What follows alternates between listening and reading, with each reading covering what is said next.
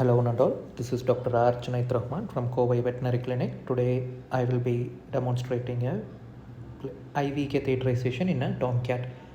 This fellow is going to undergo a castration procedure, so he will need an IV line to maintain the drugs. I have clipped his right forearm and I prefer the cephalic vein. I'm wiping it down with betadine solution.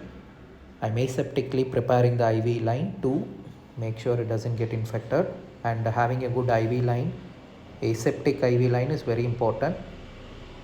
Here I'm using a 22 gauge catheter. Tomcat's skin is usually thick, so using a bigger gauge catheter is very important.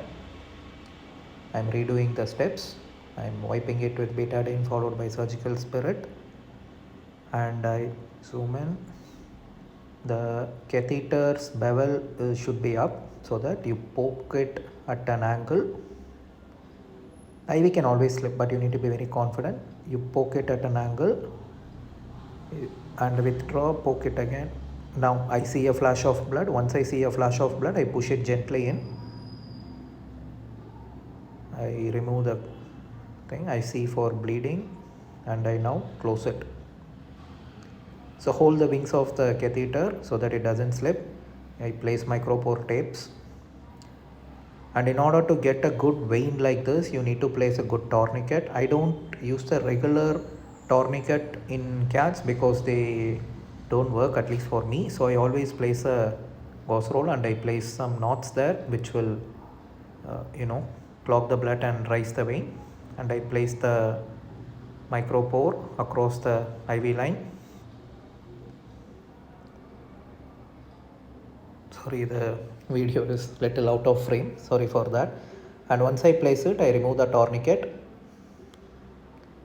That's it. So now you can check this IV line by giving him fluids. The vein should be patent. At times, if you are not in vein, the flow will be obstructed, and even if it flows, there will be a bulge right above the IV line. So if there is bulging, the vein is probably in the subcutaneous space, so you need to redo the entire procedure in the different leg. And tomcat's IV's skin is known to be thick, so you need to use a bigger gauge catheter. Put some pressure while poking in.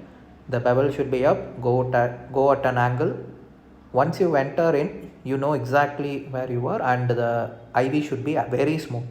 If you are experiencing any resistance during this IV catheterization, then probably it is going to end up subcutaneous. So always try to go with confidence and place IV properly. Thank you for watching.